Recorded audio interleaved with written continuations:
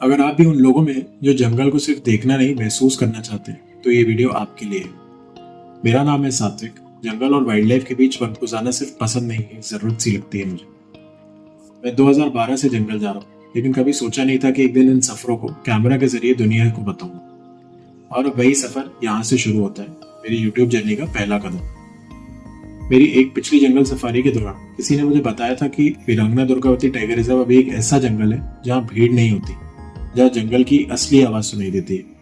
और उसी पल एक ख्याल आया, नया साल करीब था, अगर शुरुआत करनी है तो क्यों ना वहां से जहाँ सिर्फ जंगल साथ हो और खामोशी हम सफर हो।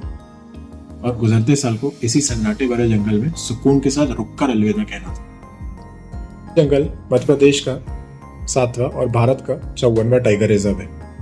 ये जंगल नौरादेवी वाइल्ड लाइफ सेंचुरी और Rani Durgavati wild life sanctuary को मिला के 2023 में वीरांगना दुर्गावती टाइगर रिजर्व घोषित कर दिया गया, जिसका टोटल एरिया है 2339 स्क्वायर किलोमीटर।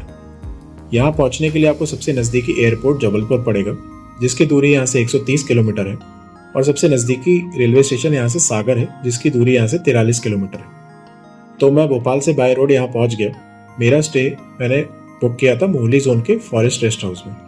इस जंगल में 2 कोर जोन है, हिनौती गेट और बीना गेट, जहां आप सफारी कर सकते हैं। और इस रेस्ट हाउस से हिनौती की दूरी है 5 किलोमीटर और बीना गेट की है लगभग 40 किलोमीटर। आपको बीना गेट के आसपास भी कुछ होटल स्टे मिल जाएंगे, पर हमने ये रेस्ट हाउस इसके बड़े कैंपस और 31st नाइट सेलिब्रेशन के हिसाब से किया था। ये है हमारा रूम, जो कि रुकने के हिसाब से तो ठीक है और जंगल से लगा हुआ है।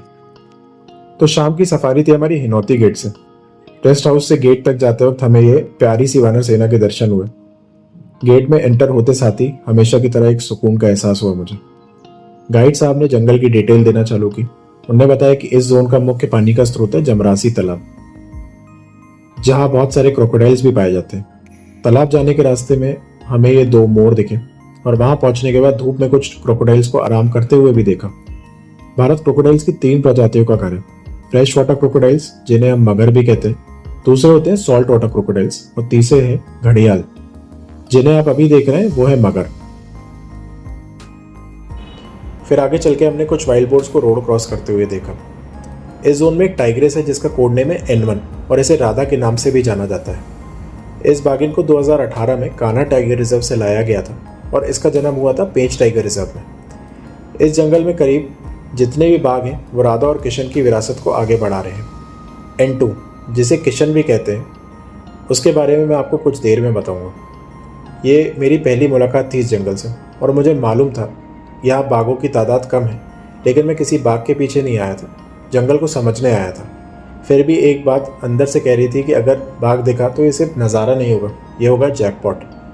और लग रहा था जंगल छुप के कुछ तो दिखाने वाला है, शायद वो बाघ ही है। इस सफारी में हमें बाघ के दर्शन नहीं हुए, लेकिन कहानी यहाँ खत्म नहीं होती। अभी 2 सफारी और बाकी, और गेट बंद होने का वक्त हो चुका था। सूरज ढल चुका था और हम अपने रेस्ट हाउस की तरफ वापस लौट रहे थे, लेकिन दिल के किसी कोने में अभी भी एक अधूरापन था। वीरांगना दुर्गावती टाइगर रिजर्व में इस वक्त सबसे ज्यादा बाघों का मूवमेंट बीना गेट के आसपास देखा जा रहा है, और अब हम सुबह की सफारी में वहीं जा रहे हैं। दिसंबर का महीना है और जंगल में ठंड अपने पूरे प्रभाव में है, लेकिन जंगल की ठंड शहर की ठंड जैसी नहीं होती। यहाँ कोई मिलावट नहीं होती। यहाँ हर सांस के साथ एक अलग एहसास है, एक अलग ताजगी है। शहर की तरह न यहाँ तो धुआं है, न शोर, बस जंगल की खामोशी, और उस खामोशी में चलते लोगों की उम्मीद कि शायद आज बाघ दिखे। कोहरा इतना था कि हम 10 फीट आगे का भी कुछ नहीं देख पा रहे थे, लेकिन हम कोहरे को अपने रास्ते का हिस्सा समझकर गेट तक पहुंचने की कोशिश कर रहे थे। और फिर फाइनली गेट तक पहुंचकर हमने अपनी दूसरी सफारी की शुरुआत की।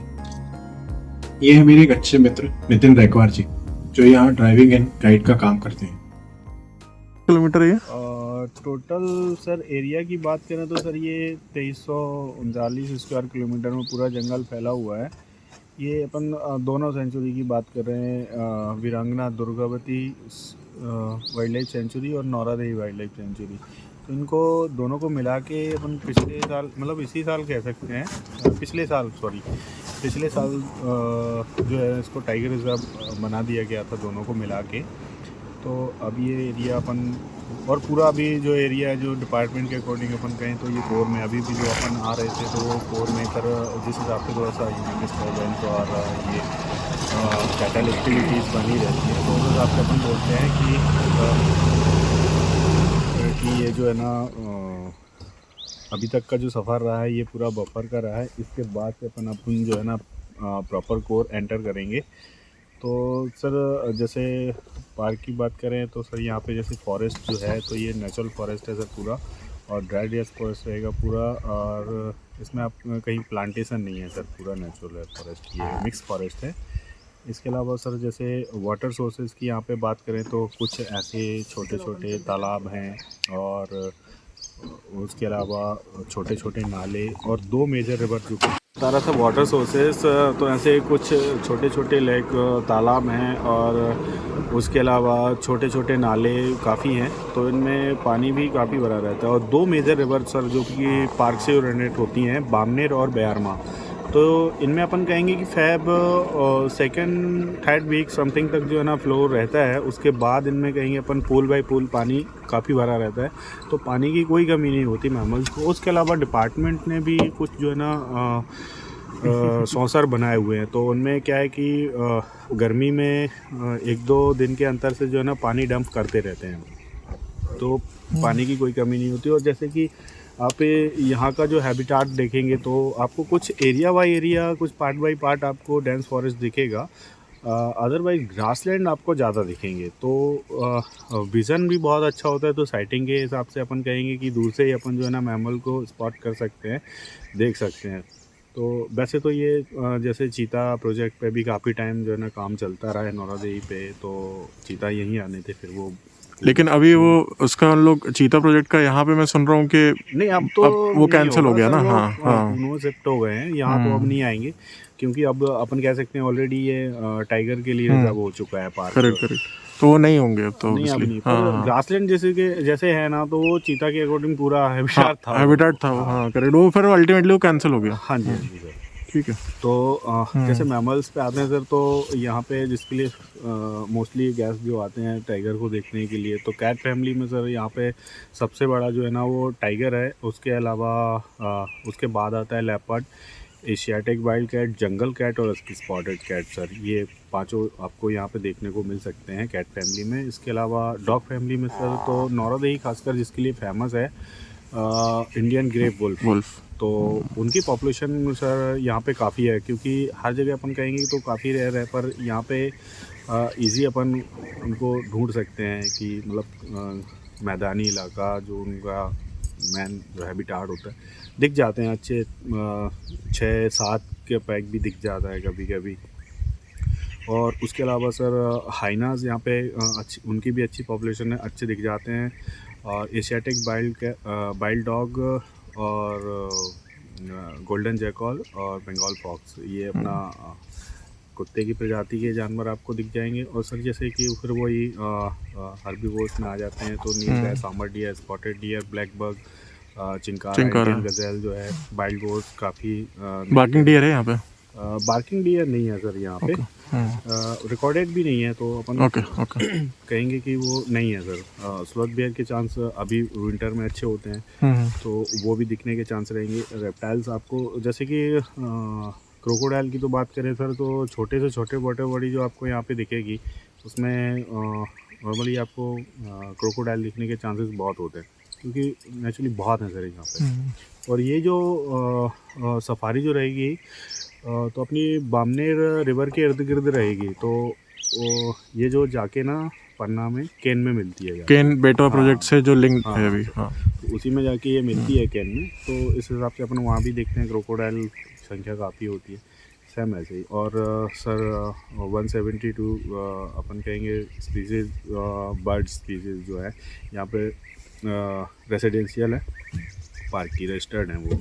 उसके अलावा अभी विंटर है, तो फिर माइग्रेटरी भी काफ़ी, अभी तो खैर लाइट नहीं है तो उस वजह से नहीं दिख रहा। बाकी वाटर बॉडीज़ के आसपास आपको माइग्रेटरी बर्ड्स भी काफ़ी देखने को मिलेंगे। बाकी चलते चलते थैंक यू।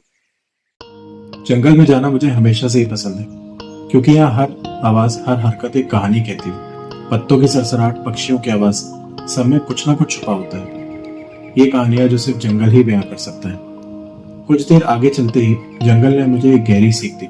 हमारी जिप्सी खराब हो गई थी। और तब हमें ये पता चला कि जिप्सी जो हमसे एक आगे गई थी उन्हें 5 टाइगर रोड पे ही दिख रहे थे। ये थी N112 और उसके बच्चे। N112 राधा और किशन की ही बेटी है, पर हम कुछ कर नहीं सकते थे। हम उस कहानी का बस हिस्सा थे, उस पल का नहीं। जंगल ने सिखाया कि हर खूबसूरत पल हमारा नहीं होता। तो कहानी से याद आया N2 यानी किशन। ये बाघ 2018 में मेरे पसंदीदा जंगल बांधवगढ़ टाइगर रिजर्व से लाया गया था। ये यहाँ के फॉरेस्ट डिपार्टमेंट का एक पहला कदम था बाघों की सुरक्षा और उनकी संख्या बढ़ाने के लिए। और राधा और कृष्ण के मिलने के बाद ये कदम कुछ हद तक सही रास्ते पर चल गया था। इस जंगल में जो भी बाघ दिखेंगे उनका एक रिश्ता N2 से होगा, लेकिन N2 की कहानी एक दर्द भरी थी। 2023 में एक नए माइग्रेटेड टाइगर N3 के साथ टेरिटोरियल फाइट में N2 जख्मी हो गया। उसके सर पर चोट आई। फॉरेस्ट ऑफिशियल्स ने उसके इलाज करने की बहुत कोशिश की थी, लेकिन अफसोस वो बच नहीं सका। और आज भी हमें N2 की कहानी के बाद जंगल में कोई टाइगर नहीं दिखा, लेकिन ये सफर यहीं खत्म नहीं होता। एक और सफारी बाकी है। जंगल में कब किस वक्त किस्मत का पहिया घूम जाए कोई नहीं जानता। आज नहीं तो कल जंगल अपनी कहानी जरूर दिखाएगा। इसलिए हर सफर में एक उम्मीद रहती है कि शायद अगला पल ही कुछ खास हो। Good morning, happy new year everyone. So ये मेरी अभी फर्स्ट सफारी 2025 की। It's 4:45 in the morning and काफ़ी ठंड है, 6 डिग्री टेम्परेचर है। अभी हम लोग जा रहे हैं पीना गेट की तरफ, वीरांगना प्रकृति टाइगर रिजर्व में। या so let's see, hope for the best, कुछ अच्छी साइटिंग होंगी। तो आज की सुबह खास है। नए साल की पहली तारीख है और ये हमारी इस ट्रिप की आखिरी सफारी और साल की पहली सफारी भी है। मेरे दिमाग में एक ही बात चल रही थी, अगर आज साल के पहले दिन ही सफारी खाली गई पूरा साल वैसा जाएगा। ये थोड़ा सुपरस्टिशियस भी था, लेकिन किसी ने कहा है जैसे पहला दिन हो वैसा ही पूरा साल गुजर जाता है। बस सफारी स्टार्ट करने के कुछ देर बाद ही हमें दिखता है ये मेल सांबर। ये हिरन प्रजाति में सबसे बड़ा माना जाता है और इसका वजन 300 किलो तक पहुंच सकता है। ये बाघ का सबसे पसंदीदा शिकार होता है। और आप लोग को ये बताना है, अगर सांबर ने अलार्म कॉल की तो समझ जाओ गारंटीड वहां टाइगर होता है। उसकी कॉल को एकदम सटीक माना जाता है। एकदम क्लियर वार्निंग होती है कि बाघ को उसने देख लिया है। चलिए, शुरुआत तो अच्छी है। जैसे ही हम आगे बढ़े तो लगा फाइनली शायद अब वो समय आ गया है। और फिर हमें सुनाई दी डियर की अलार्म कॉल।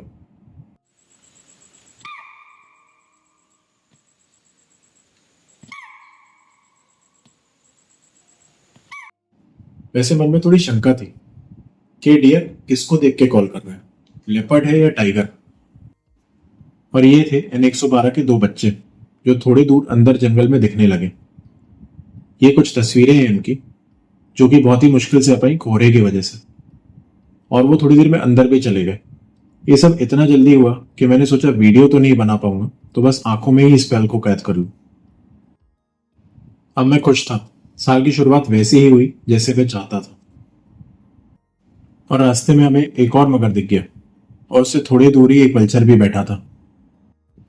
अभी ट्रिप खत्म होने पे आ गई थी और मेरी छुट्टियां भी। इस जंगल में मैं पहली बार गया था और सच में बहुत ही मजा आया। हर पल ने कुछ नई कहानी सिखाई और हर कहानी का अपना रहस्य था। अगर आपको ये वीडियो अच्छा लगा तो प्लीज लाइक करें, कमेंट करें और अपने दोस्तों के साथ शेयर करें। और हाँ, ये मेरा पहला वीडियो है, तो अगर आपके पास कोई सजेशंस है या कोई टिप्स है मुझे इम्प्रूव करने के लिए तो प्लीज बताइए। आपके सजेशन से मुझे बहुत मदद मिलेगी और अगली बार और भी अच्छा कंटेंट आप तक पहुंचाऊंगा। तो प्लीज चैनल को सब्सक्राइब करना भी मत भूलिएगा। इसी के साथ अगले सफर में मिलते हैं। जंगल जिंदाबाद।